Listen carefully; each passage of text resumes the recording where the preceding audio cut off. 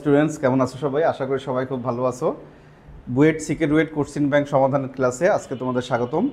আজকে আমরা তাপগতিবিদ্যা অধ্যায়ের থার্মোমিটারের সাহায্যে তাপমাত্রা নির্ণয়ের যে মূলনীতি সেটার উপর ভিত্তি করে আমাদের যে ম্যাথগুলো আছে সেখানকার খুবই একটা বেসিক ম্যাথ নিয়ে আলোচনা করতে চলেছি, যেটা আমাদের ইঞ্জিনিয়ারিং এবং আমাদের হচ্ছে সিকেরুয়েট পরীক্ষা বা ডিইউ পরীক্ষার জন্য খুবই ইম্পর্টেন্ট। কেননা এটা ইতিমধ্যেই অলরেডি দুইবার পরীক্ষায় আসছে। দেখো, যেটা বুয়েটে একবার আসছে 4-5 সালে, সেই প্রশ্নটা আবার সিকেরুয়েটে কিন্তু 21-22-এ রিপিট হয়েছে। ঠিক আছে, সো পরবর্তীতে এই সেম টাইপের প্রশ্ন শুধুমাত্র ডাটা চেঞ্জ করে আবারও আসার সম্ভাবনা কিন্তু অনেক বেশি। ওকে, তাহলে আসি, আমরা শুরু করি। কি বলছে আমাদের প্রশ্নটা আমরা একটু খেয়াল করি, যে একজন রোগীর দেহের তাপমাত্রা একটি ত্রুটিপূর্ণ থার্মোমিটারের সাহায্যে মেপে 45 ডিগ্রি পাওয়া গেল। তার মানে আমাদের কাছে একটা থার্মোমিটার ছিল, যে থার্মোমিটারটা আসলে ত্রুটিপূর্ণ, যেটা সঠিক মান দেয় না, সেই ত্রুটিপূর্ণ থার্মোমিটারের মান পাওয়া গেছে 45 ডিগ্রি। ওকে, যদি এই থার্মোমিটারের বরফ বিন্দু ও বাষ্পবিন্দু, তাহলে আমরা নর্মাল কি জানি যে একটা যে থার্মোমিটারটা সঠিক সেটার ক্ষেত্রে বরফ বিন্দু থাকে 0-তে, আমাদের যেহেতু সেন্টিগ্রেডে আছে, সো 0 ডিগ্রি সেন্টিগ্রেড, এবং বাষ্পবিন্দু 100 ডিগ্রি সেন্টিগ্রেড। কিন্তু এখানে দেখো বরফ বিন্দু বলা আছে 0-র পরিবর্তে 3, আর বাষ্পবিন্দু 100-র পরিবর্তে রয়েছে 107 ডিগ্রি সেন্টিগ্রেড। তাহলে এই যে 45 ডিগ্রি তাপমাত্রাটা আমরা পেয়েছি, তাহলে নিশ্চয়ই এটা তার প্রকৃত তাপমাত্রা হবে না, কারণ এই থার্মোমিটারের বরফ বিন্দু আর বাষ্পবিন্দু তো প্রকৃত মানে নাই। তাই বলা হচ্ছে প্রকৃত তাপমাত্রা ফারেনহাইট স্কেলে কত হবে।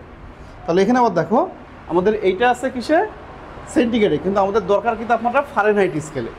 সো আমরা জানি কি, যে কোনো স্কেল, তাপমাত্রা যে স্কেলগুলো আছে এদের মধ্যে যে ওই থার্মোমিটার দিয়ে তাপমাত্রা মেপে যেটা পরিমাপ করে যে পাওয়া যায়, সেটার ক্ষেত্রে আমাদের নির্ণীত তাপ আর তার যে নিম্নবিন্দু বা বরফ বিন্দুর পার্থক্য এবং ঊর্ধ্ববিন্দু আর নিম্নবিন্দুর পার্থক্যের অনুপাত সর্বদা কী হয়, ধ্রুবক, যেটা আমাদের তাপমাত্রা পরিমাপের আমাদের বিভিন্ন স্কেলের একদম মূলনীতির মেইন নীতিটা ছিল। সো সেটার সাহায্যে কিন্তু আমরা চাইলে ইজিলি এটা খুব সহজেই বের করে ফেলতে পারি। তাহলে আসি যে আমরা সেই মূলনীতি প্রয়োগ করি, যে কোনো অজানা থার্মোমিটার বা ত্রুটিপূর্ণ থার্মোমিটার বা নতুন থার্মোমিটারের ক্ষেত্রে তাপমাত্রাকে আমরা যদি থেটা ধরে নিই, তাহলে আমরা লিখতে পারি কি, থেটা মাইনাস তার নিম্নবিন্দু। তাহলে নিম্নবিন্দুকে আমরা মেল্টিং পয়েন্ট হিসাবে এম লিখে থাকি, এবং ঊর্ধ্ববিন্দু বয়লিং পয়েন্ট হিসেবে বি লিখতে পারো তুমি। So theta minus M by B minus M. So এইটা যে অনুপাত আর ফারেনহাইটের যে অরিজিনাল অনুপাত সেটা অবশ্যই সেম হবে। ঠিক আছে, তাহলে ফারেনহাইটের ক্ষেত্রে আমরা কি জানি, ফারেনহাইট তাপমাত্রা যদি আমরা এফ লিখি, এফ মাইনাস বরফ বিন্দু কত হয় 32, এবং থার্মোমিটারের ঊর্ধ্ববিন্দু কত 212 মাইনাস 32। ওকে, এখন যদি আমরা ভ্যালুগুলো ইনপুট করে দিই তাহলে কিন্তু আসলে আমরা মানটা পেয়ে যাবো। আমাদের দরকার এফ এর মান। তাহলে এখানে দেখো কিসের মান, থিটার মান দেওয়া আছে 45 মাইনাস আমাদের এম মেল্টিং পয়েন্ট দেওয়া আছে 3 ডিভাইডেড বাই বয়লিং পয়েন্ট আছে কত 107 minus 3 divided by F minus 32 by এটা যদি আমরা করি 180 থাকে। ওকে, তাহলে এখন যদি আমরা এটাকে ক্যালকুলেশন করি তাহলে ইজিলি কিন্তু এফ এর মান পেয়ে যাচ্ছি। তাহলে আমাদের দেখুন কত থাকে, এখানে থাকছে 42 ডিভাইডেড বাই 104 সমান সমান এফ মাইনাস 32 বাই 180। সো এখান থেকে ক্যালকুলেশন করলে এফের মান কত আসে আমরা একটু ক্যালকুলেটরে করে ফেলি। ক্যালকুলেশন করে এখান থেকে আমরা এটা আর গুণ করে ডিভাইড করে 32 যোগ করলে এফের মান আমরা যেটা পাচ্ছি, তাহলে এফের মান আসছে 104.969। তাহলে এটা ডিগ্রি ফারেনহাইট। সো এই হলো আমাদের অ্যান্সার। তাহলে দেখো খুবই ছোট্ট একটা ম্যাথ, কিন্তু আমাদের থার্মোমিটারের যে বেসিক মূলনীতি, আমরা কিন্তু তাপগতিবিদ্যা অধ্যায়ে আমরা শুধু তাপগতিবিদ্যার প্রথম সূত্র, দ্বিতীয় সূত্র এগুলো নিয়েই বেশি অঙ্ক করে থাকি। এই সমস্ত অঙ্কগুলো কিন্তু আমরা একটু অ্যাভয়েড করে যাই অনেক সময়, কিন্তু এইখান থেকে এমসিকিউতে, বিশেষ করে যেগুলোতে এমসিকিউ, ঢাকা ভার্সিটির এমসিকিউ, সিকেরুয়েটে যেগুলো এমসিকিউ, ঠিক আছে, এই সমস্ত জায়গায়, কিংবা ঢাকা ভার্সিটির রিটেনেও কিন্তু আসার মতো ম্যাথ, যেহেতু ছোটো ম্যাথ।